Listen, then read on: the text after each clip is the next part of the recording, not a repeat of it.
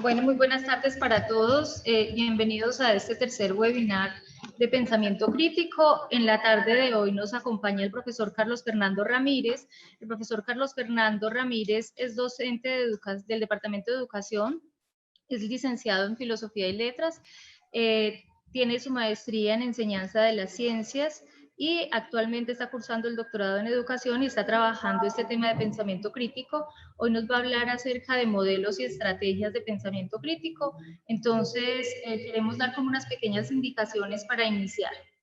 Las preguntas, la idea es que las realicen a través del chat y que al final del conversatorio que vamos a tener con el profesor, al final de esta charla, entonces él responderá todas esas inquietudes. Para nosotros es muy importante todas esas inquietudes que van surgiendo, así que entonces bienvenidos y le doy la palabra al profesor Carlos Fernando.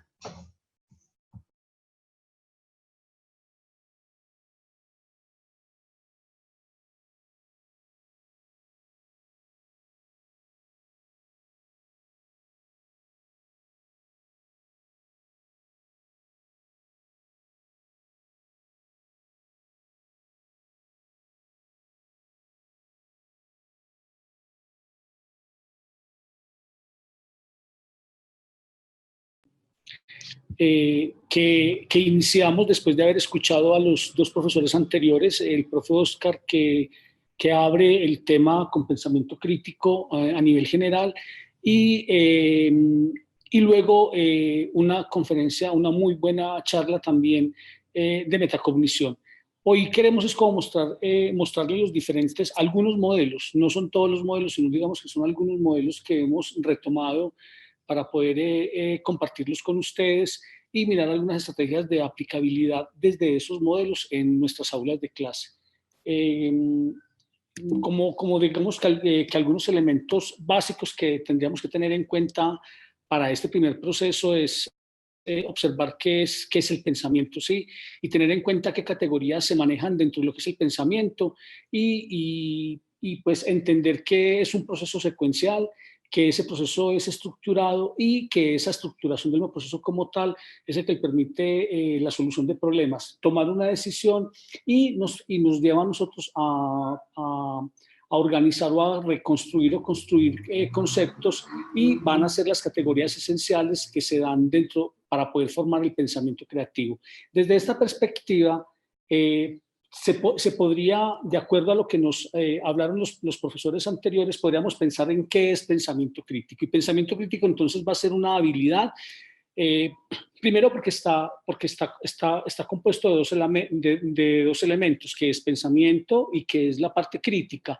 Entonces la habilidad de analizar y reflexionar sobre los hechos de una forma objetiva para generar algún tipo de juicio o opinión, sí, certera, frente a un conjunto de elementos o un conjunto o desde la estructura del mundo real como tal, y esa realidad yo lo que hago es poder examinarla, sí, de manera racional cuando realmente he hecho una construcción, por decirlo de esa manera, de lo que es el proceso de pensamiento crítico. Diríamos que el pensamiento crítico casi que es como una instalación, sí, pero esa instalación no es solamente de uno, sino que esa instalación tendrá que ser de todos de acuerdo a los procesos de formación dentro de un aula de clase, sí. Hay unos elementos que conforman ese pensamiento crítico y son elementos básicos y quiero como detenerme un momentico en esas categorías que se construyen desde esa elaboración de lo que es el pensamiento crítico, ese proceso de formación que deberíamos tener dentro del aula de clase. Primero, es razonable y racional. O sea, y cuando nos referimos a qué es razonable y racional, es que es la capacidad que tiene una persona, cualquier tipo de sujeto, de no llegar a conclusiones precipitadas frente a una condición como tal o frente a una situación como tal, sino que busca o procura recopilar datos, por ejemplo, sí, de esa condición especial, y con esa recopilación de datos poder organizar una situación o una condición establecida. Eso le permite que sea reflexivo y en esa reflexión lo que va a hacer es, primero es un acto de pensamiento como tal, ese proceso reflexivo es una habilidad, ¿sí?, que adquiere el sujeto. Esa habilidad no se forma de la noche a la mañana, sino que esa habilidad es una construcción que se va haciendo, que se hace desde que se es muy chico en la escuela, ¿sí? Ese proceso. Pero ante todo, ese proceso de esa recopilación inicial de esos datos para poder reflexionar sobre esos datos, no tendrá que ser, o sea, tendré que aprender a separar la parte emocional de ese proceso, teniendo en cuenta que lo emocional está inmerso ahí. O sea, no actúo en ese proceso reflexivo desde las emociones, sino que actúo teniendo un objeto frente a mí como tal, ¿sí?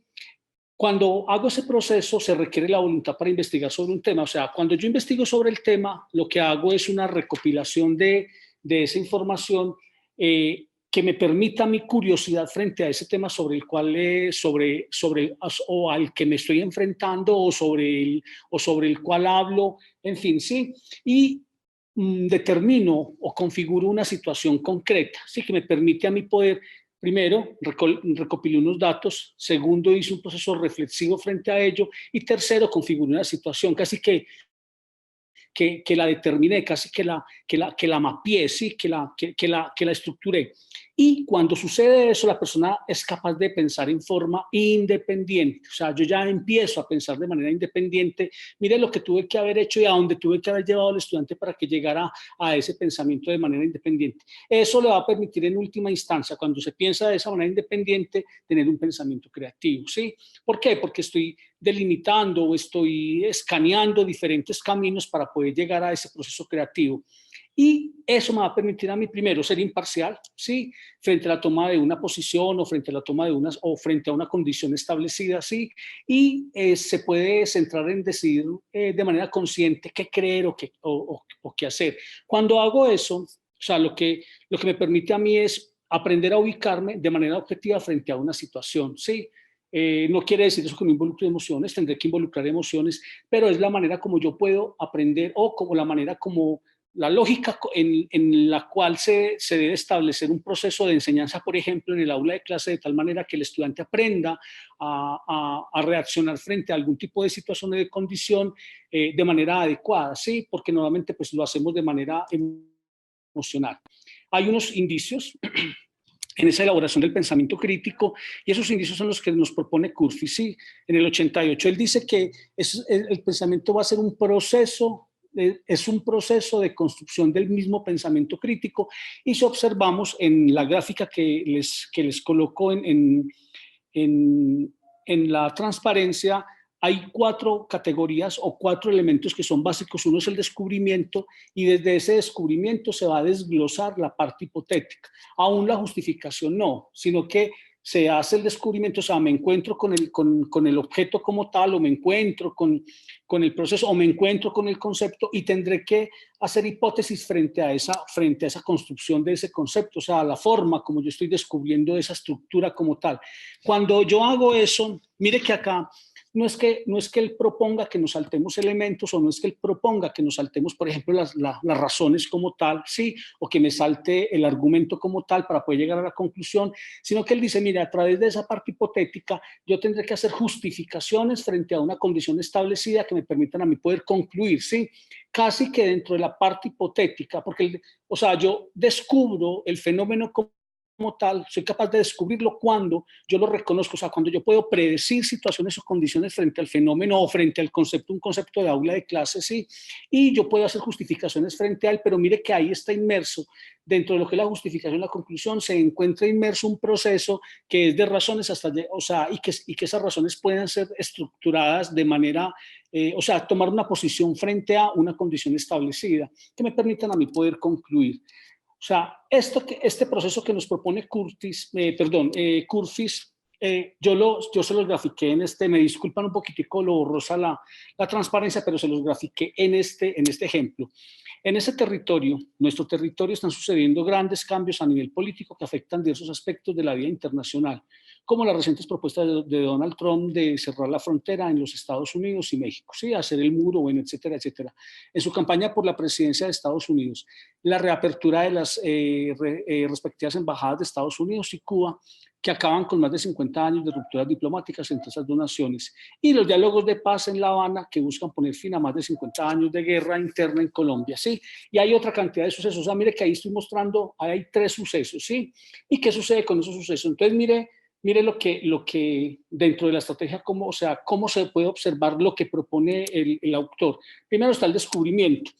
Se supone que para poder llevar al estudiante, por ejemplo, sí, encaminarlo hacia la construcción del mismo fenómeno como tal, ¿cuál es la relación pertinente, perdón, cuál es la relación que percibe frente a esos fenómenos? Supongamos cualquiera de los 3, el muro, ¿sí?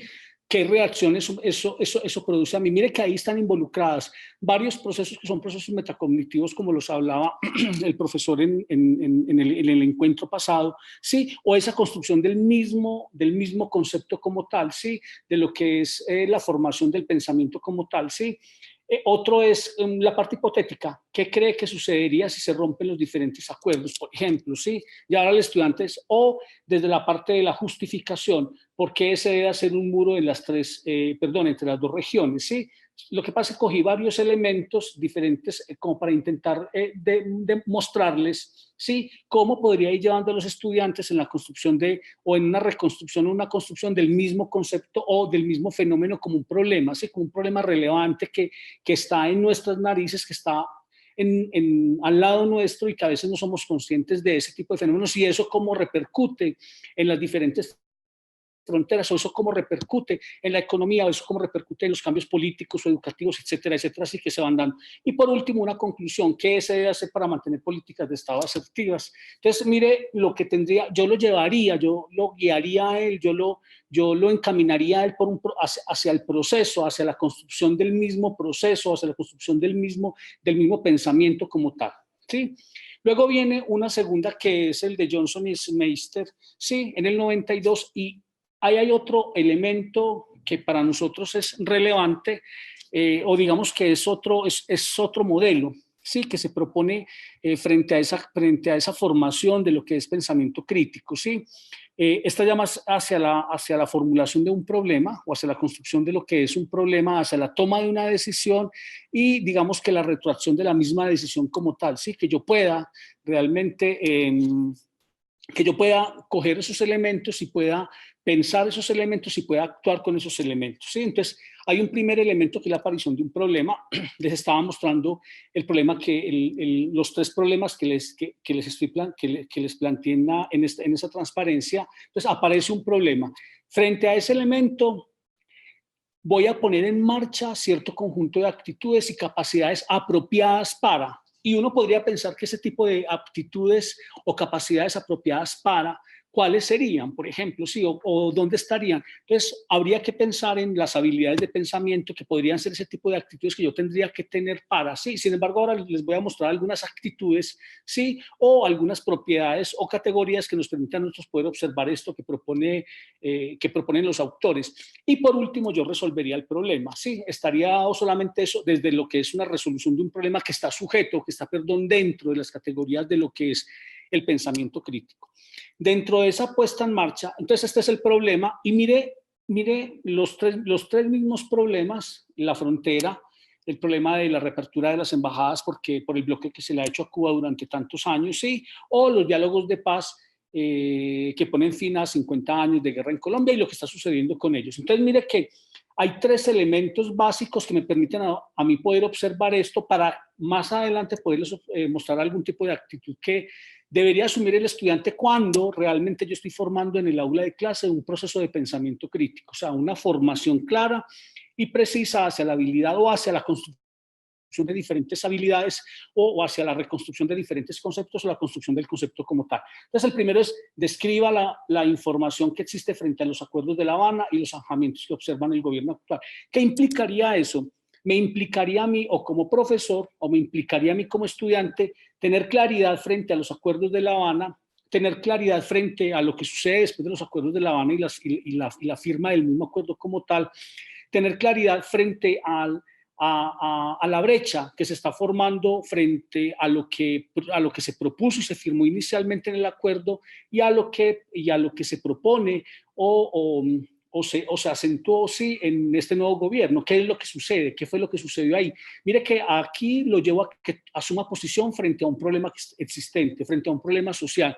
¿Que a quién afecta ese problema? A todos. Ese no es un problema solamente de un conjunto de personas, o es un problema solo del Estado, es un problema solamente del grupo que entrega las armas, o es un problema de los desplazados, no, es un problema de todo un país. Entonces, tendré que conocer frente a esa situación o frente a esa problemática, tendré que conocer cada uno de los digamos que de los elementos, los pros y los contras, sí, o en qué lugar está cada uno de los actores frente a ese problema. Igual también en los otros problemas, en la reapertura de o en el bloqueo en el bloqueo que se le hace a Cuba o en la frontera, listo, como tal. Analiza esas diferencias y dificultades, elabora algunos supuestos. Mire que acá me voy hacia la parte hipotética, ¿sí? Porque cuando yo analizo, mire que estoy trabajando primero una habilidad, ¿sí? Voy a mirar las diferencias, trabajo otra habilidad y voy a observar en eso, que estoy mirando en ese analizar y esas diferencias que existen, voy a mirar las dificultades para poder armar la parte hipotética, ¿sí? Como si fuera casi una habilidad, una reconstrucción para poder justificar algún tipo de elemento como tal. Y por último, elaboro el plan donde explico en profundidad la manera como se puede dirimir las dificultades. Mira que acá me voy a entrar a un aspecto del cual nos habló el profesor en el webinar anterior, que era sobre la parte de la metacognición, que es la planeación, y cómo ese proceso de planeación me permite a mí poder hacer alguna estructura de autorregulación, por ejemplo, o de regulación de un mismo trabajo, ¿sí? O de regulación de ese mismo pensamiento como tal. Acá están entonces, estas son, digamos, que las habilidades que nos propone ENIS para poder llegar a esas actitudes de las que les mencionaba ahora y poderlas tener como en cuenta. Entonces, mire que él va a hacer un recorrido, ¿sí? Para poder observar ese proceso de interacción con los demás, o esa manera como se da ese proceso de interacción. Y una primera es la concentración de un asunto. Ya tengo el asunto. Ya les mostré tres tipos de asuntos en los cuales yo podría trabajar. Esos asuntos no tienen que ser eso, o sea, esos asuntos podrían ser asuntos que suceden dentro del aula de clase, podrían ser asuntos que suceden dentro del barrio donde está instalado la institución educativa, podrían ser asuntos que solamente ocupan a uno o dos estudiantes, ocupan a un grupo de estudiantes, a un grupo de familias, sí. Entonces, por eso concentro el asunto, o sea, tengo que tener claridad frente a esa concentración del mismo asunto como tal. Voy a analizar los argumentos. Mire que acá ya, digamos que surge esa parte de la argumentación. No estoy diciendo que en las anteriores no suceda, pero si ustedes recuerdan, en la anterior solamente teníamos la parte hipotética, la parte del descubrimiento, la parte hipotética, la parte de la justificación y llegar a la conclusión. Acá empezamos a analizar los argumentos que se han establecido frente a esas condiciones como tal. Y viene una formulación y resolución de las proposiciones de aclaración o réplica. En esa tercera habilidad que propone ENIS, o en este tercer momento que propone ENIS, voy a aclarar las dudas que tengo, sí, o esa réplica, hágame una claridad frente a la réplica o frente a lo que se está proponiendo, frente a lo que se está diciendo. Mire que aquí hay un juego, sí, y el juego está dado en la argumentación, o el juego está dado en la manera como utilizo el lenguaje, el juego está dado en la manera como yo sustento lo que yo quiero, de lo que yo quiero convencer, sí. Voy a evaluar la credibilidad de esa fuente, me disculpan ahí que me faltó una parte, pero entonces evalúo la credibilidad de esa fuente, o sea, evalúo la credibilidad del otro, ¿sí? Del que está proponiendo, del que está diciendo, voy a evaluarla, ¿sí? Por eso es tan importante, por ejemplo, que el maestro esté muy bien informado, que el maestro tenga un conocimiento muy histórico, muy epistémico del proceso que lleva el aula de clase, ¿sí? Porque es que yo soy el que en última instancia hago esa evaluación de la fuente, pues yo voy a enseñar al estudiante también, él tendrá que aprender a evaluar las fuentes, si las fuentes son creíbles o no, si es de una revista o un periódico, mire que van a ser elementos de opinión, no van a ser artículos de opinión, pero si yo me ubico teóricamente, si yo cojo directamente los acuerdos de paz, lo que propone un grupo y lo que propone el otro grupo y los leo, ahí voy a tener, o sea, voy a poder evaluar la fuente y sé que son fuentes que son verídicas y que son fuentes que, o sea, que tienen la autoridad o sea, que son la autoridad y yo puedo tomar posición frente a esa autoridad. El número 6 es la observación y valoración de los informes de observación de lo que se estaba sucediendo. Luego viene una elaboración y valoración de esas inducciones, de esa construcción que yo vengo haciendo de mi propio argumento o del proceso de argumentación, y luego voy a formular y voy a valorar esos juicios de valor, que en esto sí es muy delicado. Eso también tendré que, digamos que tendremos que orientarlo cuando llevamos estrategias al aula de clase, el tipo de juicio que se emite en el aula de clase, el tipo de juicio que emite el estudiante en el aula de clase y cuál es el valor que yo le doy al juicio. Sí, mire que muchas veces le damos valores a los juicios de manera equivocada y de manera errónea. Hay una definición de términos y evaluación de definiciones. Tengo que tener claridad digamos que en esa parte lexical porque es que yo voy a tomar posición frente a un asunto como tal. Y por último, reconocimiento de suposiciones. ¿Sí? Mire, todos los elementos que yo tendré que tener en cuenta o las habilidades que me propone el autor que yo debo seguir para poder llegar a esto. Hace unos días, mire esto también que es otro elemento que sí es bueno que tengamos en cuenta con respecto a este ejemplo para que miremos lo que le estaba proponiendo que mostraba Enis. Hace unos días un audio empezó a circular en Suachoque, Cundinamarca. Se trataba de una voz robótica que le decía a los venezolanos que residen en el pueblo: este es un ultimátum para los venezolanos. Tienen 2 semanas para retirarse. Daremos muerte a cada uno de los que se encuentren en Suachoque. Trabajen o no, roben o no, no los queremos más. Fuera de aquí. El mensaje se produjo después de que un hombre venezolano asesinó a su pareja por infidelidad y luego se suicidó. Entonces, mire, aplicarle a ese ejercicio que tengo ahí o a ese ejemplo que tengo ahí, poder pensar esto, cada uno de estos elementos. Pero ahora van a venir las actitudes que yo debo asumir frente a eso, ¿sí? Mire que esto es tomado de la revista Semana, ¿sí? Es un apartado de la revista Semana y tendré que darle credibilidad, o sea, ¿qué tipo de credibilidad le voy a dar a la fuente, sí? Porque es posible que eso simplemente haya sido cualquier tipo de panfleto, sí, por la cantidad de migrantes, sí, que están acá. Pero acá también hay otro problema que yo tendría que podría tratar, y sería el problema de la xenofobia, por ejemplo, sí. Bueno, la cantidad de problemas que se podrían tratar solamente con este pequeño mensaje, con este pequeño párrafo, todos los que yo podía tratar dentro del aula de clase y cómo los determinaría teniendo en cuenta, por ejemplo, cada uno de estos elementos, o teniendo en cuenta lo que se propone acá en una solución o en una construcción de un problema, o teniendo en cuenta este indicio de la elaboración del pensamiento que me permite a mí cómo puedo yo reconstruir o hacer esos procesos de reconstrucción. Y aquí ya vienen todas las actitudes. Mire, que les nombrar las actitudes es la posición que yo tengo frente a un asunto como tal en determinado momento. Sí, esas actitudes van a ser características del pensamiento crítico, o sea, digamos que no van a estar categorizadas, pero sí van a ser como un conjunto de elementos que van a permitir a mí poder hacer profundización frente a la toma de una posición en un momento determinado. Entonces, el primero es un enunciado claro del problema o de la situación o de la condición, ¿sí?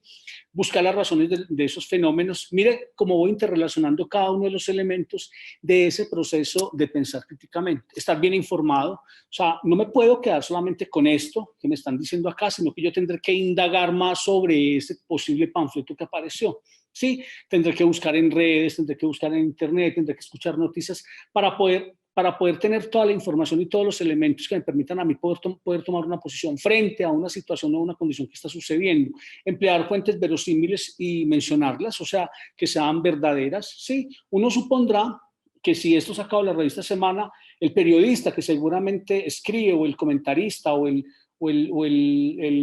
comentarista que escribe con respecto a este panfleto o a esa parte de panfleto, seguramente él se informó, buscó, sí, y eso tendré que hacer como estudiante, o tendré que hacer como maestro dentro de una aula de clase. Considerar una situación en su conjunto, en todo el conjunto.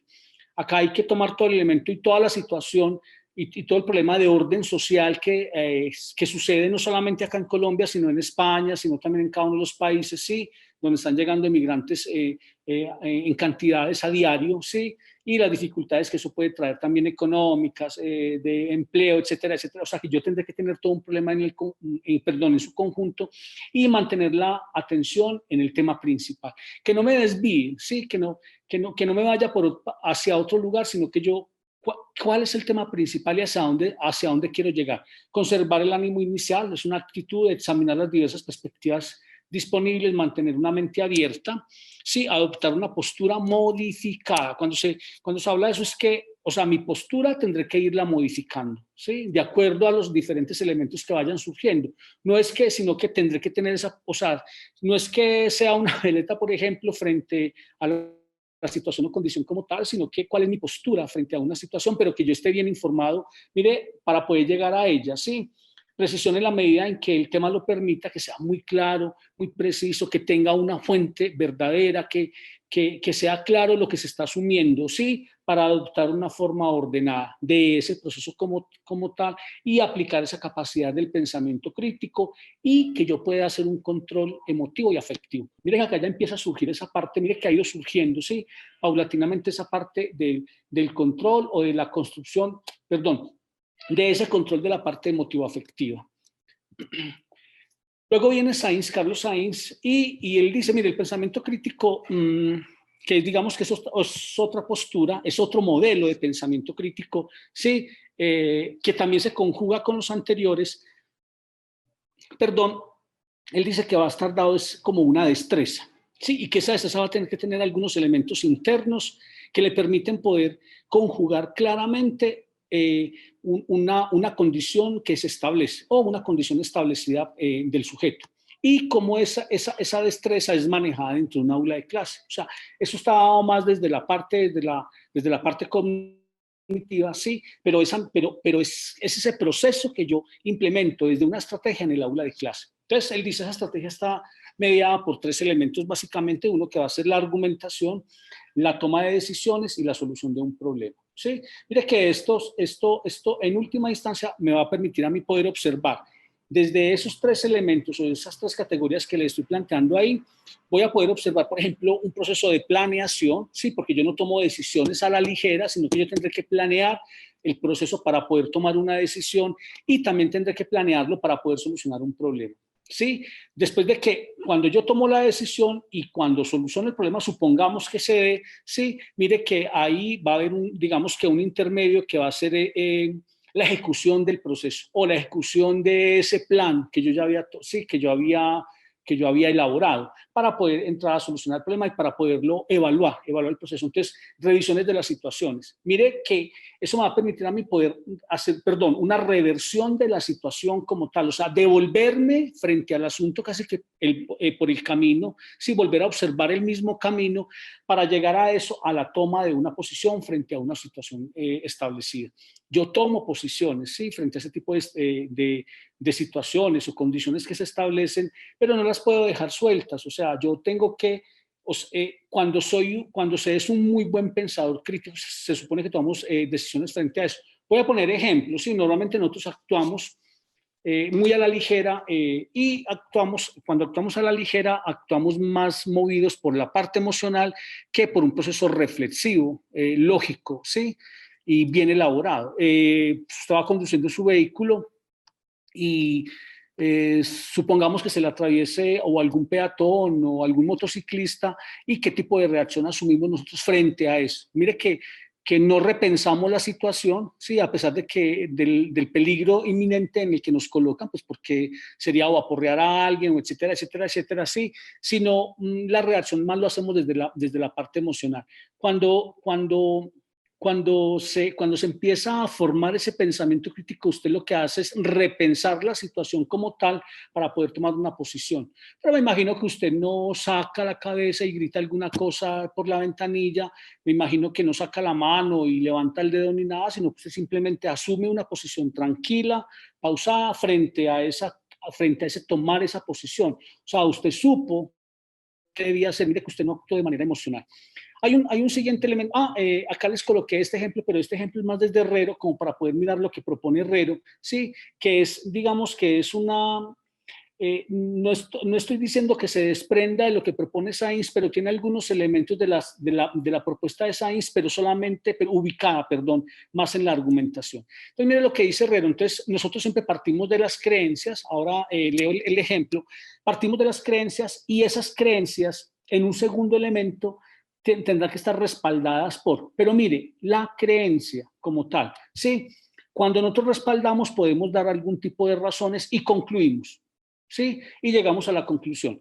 El profesor, fuiste al río Laura, te bañas en él. Laura, yo fui al río y tiran la mugre por todos lados y se mueren los peces porque no soportan el olor.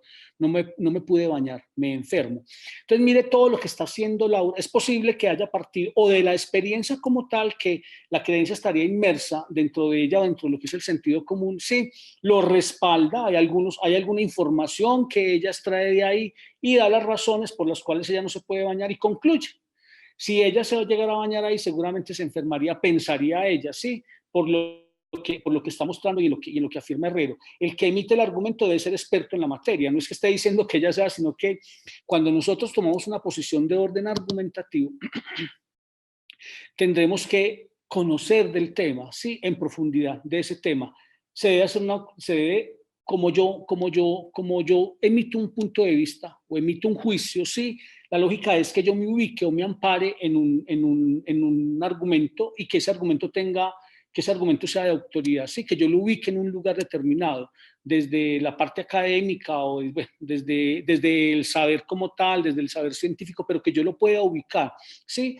Acá ella está hablando más desde la parte o de lo que ella pudo observar desde la experiencia como tal, o desde lo que ella ha escuchado, es posible, o desde lo que ella supone. Sí, es posible que haya hecho algo y de hecho lo hace hipotéticamente ahí. Sí, su autoridad debe ser independiente.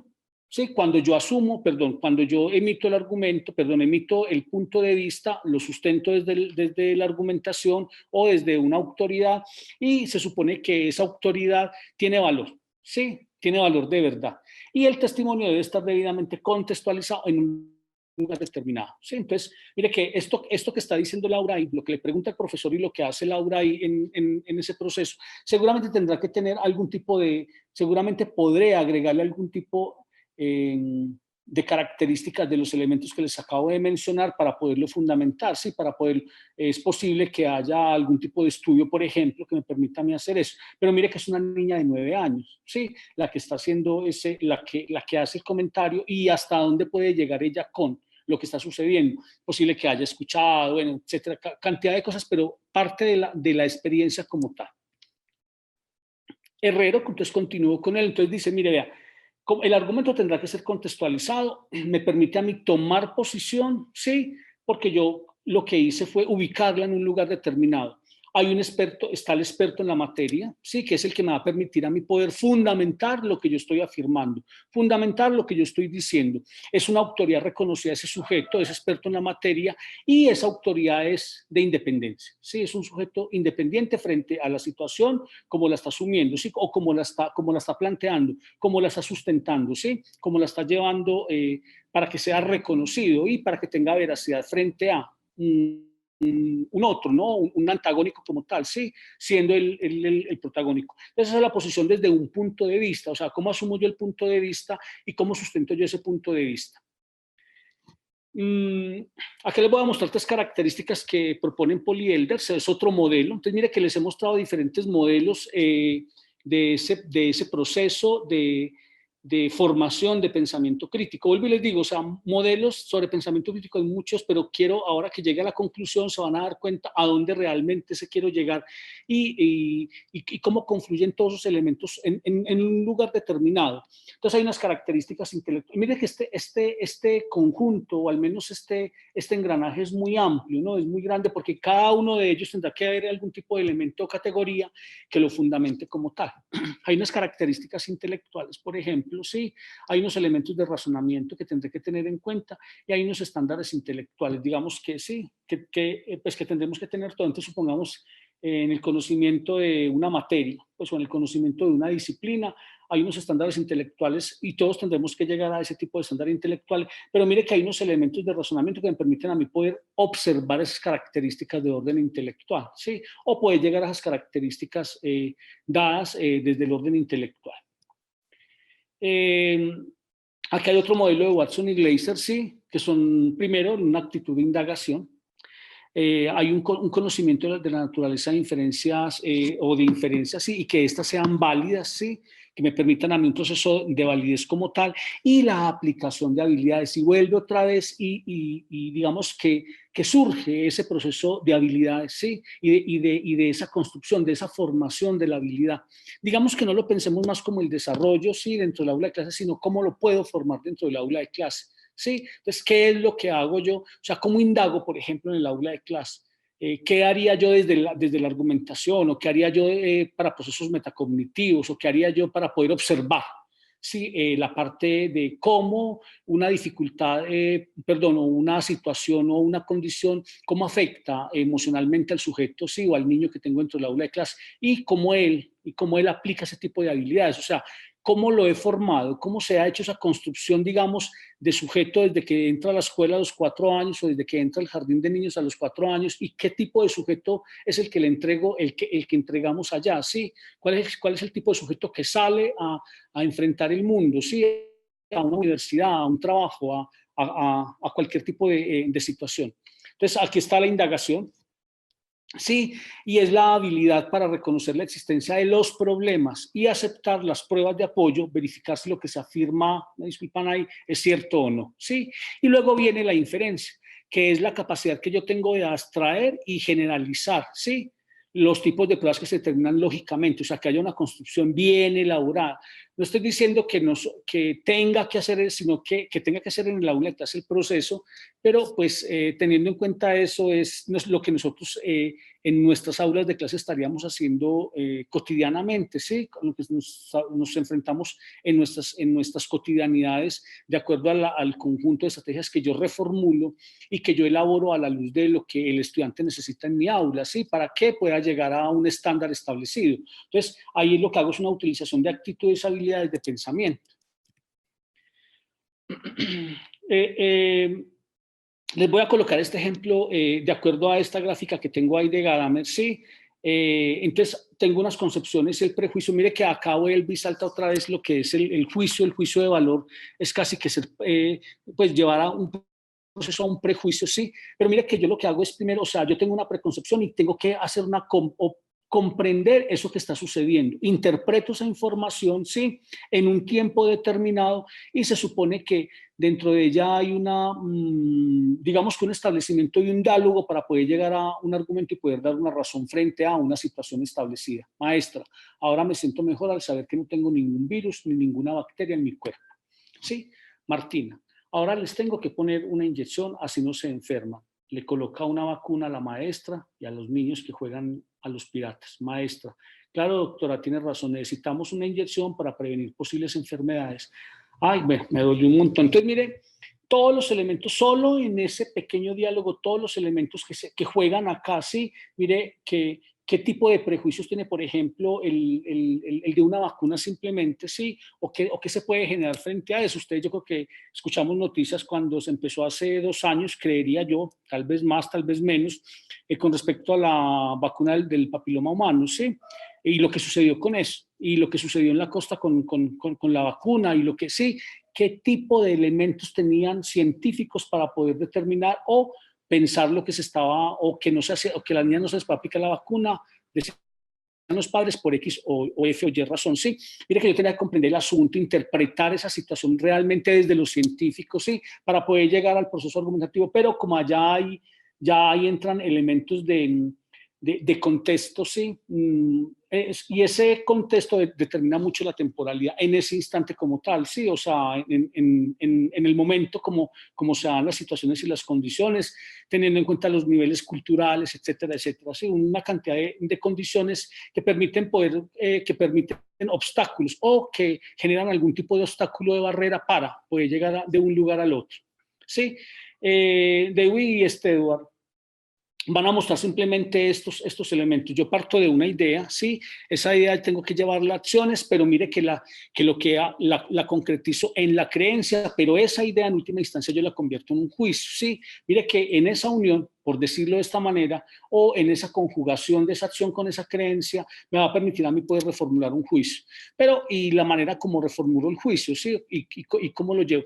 Quiero mostrarles algunos elementos de Fazioni, y digamos que se ha hecho como algún ejercicio, lo que él ha intentado hacer algún tipo de ejercicio que nos permite a nosotros observar un conjunto de habilidades donde se conjugan la argumentación, la metacognición, las emociones y los afectos y la solución de problemas, ¿sí? Y él las va a llamar como habilidades esenciales del pensamiento. Entonces está el pensamiento crítico, mire que dentro de ella o dentro de esa gráfica incluye lo que es el análisis, la inferencia, la explicación importantísima, pero la lógica es que no dejo al sujeto simplemente una mera explicación, sino que él tendrá que tener procesos de interpretación que le permitan autorregularse para poder llegar a la evaluación. Mire que todos los elementos están acá inmersos dentro de esa propuesta que hace él o dentro de lo que él determina. Y para eso tiene que haber un conjunto de disposiciones, ¿sí? Hacia ese mismo pensamiento, ¿sí? Y esas disposiciones están en la parte inquisitiva, en el juicio, el buscador de la verdad, confía en el razonamiento, un sujeto de mente abierta, analítica y sistemático, ¿sí? Que sea lógico, que tome posiciones acertadas, que tome posiciones repensadas. Y voy a mostrarles como ya algunos elementos y algunos ejemplos que podríamos utilizar tranquilamente en esa construcción. Detesto los programas de entrevista en los que la gente grita sus opiniones, pero nunca de ningún tipo da ningún tipo de razones, ¿sí?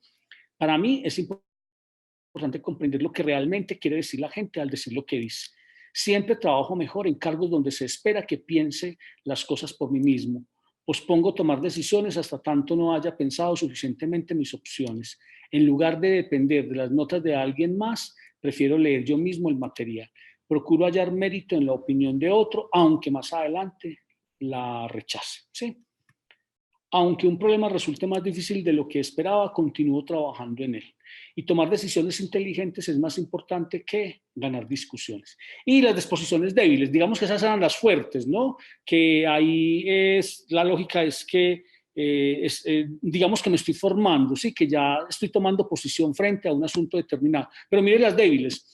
Prefiero cargos en los que el supervisor dice exactamente qué hacer y cómo hacerlo. Que encontramos en nuestras aulas de clase muchos niños así. Entonces, ¿de qué manera puedo yo guiarlo? ¿De qué manera puedo, sí, potenciarlo para que él llegue mucho más allá y no se quede simplemente ahí? No importa qué tan complejo sea el problema, puedes apostar a que habrá una solución simple. Yo no pierdo tiempo buscando cosas. Detesto cuando los profesores discuten los problemas en lugar de limitarse a las respuestas. Si mi creencia es verdaderamente sincera, la evidencia en contrario es irrelevante. Vender una idea es como vender carros. Usted dice cualquier cosa que funcione. ¿Sí? Mire los atajos que normalmente utilizamos. Digamos que hay un primer sistema de atajos, digamos que son dos conjuntos de sistemas, el sistema de atajos, el número 1 y va a existir un número 2. Tengo la confianza y parto de la confianza, sí, y en esa utilizo maniobras heurísticas, sí, mire que son muy globales. Voy a llevar atajos cognitivos que me van a dar una característica de una situación determinada. Asocio las ideas y simplemente llego a lo que son y las parto de los recuerdos vividos para poder llegar a este sistema que digamos que es un sistema donde parto casi que parto desde el sentido común, desde simplemente la experiencia, no hago un proceso de reflexión mucho más profunda. Pero mire ese es el segundo sistema de atajos y mire que parto del pensamiento reflexivo, por eso lo coloqué en escala, como para tener mayor claridad en él y voy subiendo disponibilidad ligada a la mente de un recuerdo. ¿Sí? En el segundo, una emoción, reacción inmediata positiva o negativa. El tercero, similitud, una reacción, pensamos lo que nos puede suceder. El cuarto, asocio, la idea nos recuerda algo más. El quinto, hago una simulación, imagino varios diferentes escenarios y diferentes situaciones. Y por último, se consideran diferentes alternativas. O sea, es posible que llegue a la solución del problema como tal. Aquí hay algunos elementos, sí, que quiero mostrárselos, digamos que son unas listas de cotejo, sí, que se pueden utilizar dentro del aula de clase para repensar una situación o para hacer algún tipo de discusión dentro del aula de clase. Entonces está el propósito. Esa es una lista de cotejo para razonar, sí. El propósito, solucionar un problema, resolverlo, preguntar o explicar, ¿sí? Y hay como algunos elementos, algunas características que me ayudan a afirmar eso, ¿sí? Los supuestos, hay una perspectiva determinada, ¿sí? Datos, información y evidencia, conceptos e ideas, inferencias, interpretaciones y conclusiones, y por último las implicaciones y consecuencias. Mire, lo que podría hacer con un grupo de estudiantes frente a algún tipo de situación de las que les coloqué al comienzo, sí, que fueron 3 situaciones. Aquí hay otra lista de cotejo, que tengo el propósito, y entonces ya lo que hace es simplemente guiarme con algún conjunto de preguntas, el propósito, la información, las inferencias, conclusiones, los conceptos, los supuestos, etcétera, etcétera. Y tengo una plantilla para analizar la lógica de un artículo, y tengo también algunos elementos que se proponen. O sea, estoy ubicado básicamente en Facione ahí, ¿sí? Y quería llegar, digamos, que a digamos que es el resumen, ¿no? Las habilidades de pensamiento, o sea, me permiten a mí pensar críticamente. Estas habilidades se supone que las he ido formando o se han ido formando a través de la vida, ¿no? Desde que el niño está, prácticamente desde el nacimiento del niño, ¿no? Se empiezan a formar este conjunto de habilidades hasta llegar a la capacidad de habilidades de orden superior, como son las abstracciones, la argumentación, la parte de la crítica, las demostraciones, las explicaciones, interpretar una información, etc. O sea, hay 24 habilidades que me permiten a mí, sí, ubicarme como un muy buen pensador crítico. Y la lógica es que nosotros como maestros hemos venido trabajando esto en nuestras aulas de clase y hemos generado estrategias dentro de las aulas de clase para poder determinar o conjugar ese conjunto de habilidades. ¿Qué queda faltando? ¿Y qué nos falta por hablar? ¿Y qué nos falta por leer? ¿Y qué nos falta por compartir? Sí, emociones y afectos, que seguramente para eso tendremos que hacer otro ciclo de encuentros, ¿sí? Porque el tema además es profundo, es largo. Ustedes saben que estos son minutos simplemente donde compartimos algunas ideas que hemos venido trabajando en el grupo de investigación de la universidad, sí, educación y cognición, y las diferentes investigaciones que se han hecho dentro de ese grupo de investigación frente a las diferentes categorías que están establecidas ahí. Solución de problemas también queda faltando, y creo que también daría mucho tema y mucho de dónde tomar para poder entrar a discusiones. Argumentación, que ustedes van a tener un siguiente encuentro con el profesor Francisco Ruiz, y va a hablar de algunos elementos de la argumentación y la metacognición que trabajamos hace 15, 20 días cuando nos hicieron una charlita de metacognición, pero eso no quiere decir que ahí esté toda incluida o que esté toda abarcada. O sea, de eso hay mucho todavía por abarcar, hay mucho por leer, hay mucho que tenemos que empezar a compartir. No sé, preguntas. Preguntas que tengan. Tiempo, Ángel. Bueno, muchísimas gracias al profesor Carlos Fernando. Abrimos entonces el espacio para preguntas. Por ahora no ha aparecido ninguna dentro del chat, pero le recordamos, por favor, que todas esas intervenciones son muy valiosas para poder generar los espacios de discusión.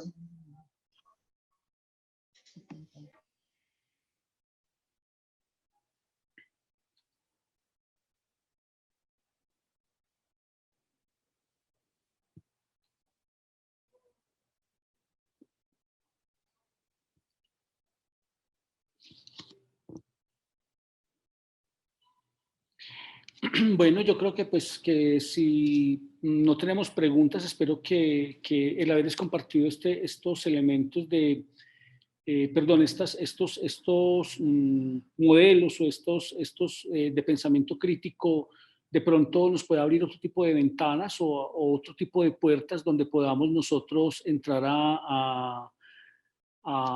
pues sobre todo para que empecemos a leer y empecemos a generar ese tipo de cambios dentro de nuestras aulas de clase. Yo creo que acá es qué tipo de estrategias debo generar para poder formar el pensamiento crítico. Hay una cosa que sí es clara, y es que el pensamiento crítico no podrá ser una materia independiente, no podrá ser un curso independiente, no podrá ser una asignatura independiente de las demás asignaturas. El pensamiento crítico tendrá que estar inmerso de manera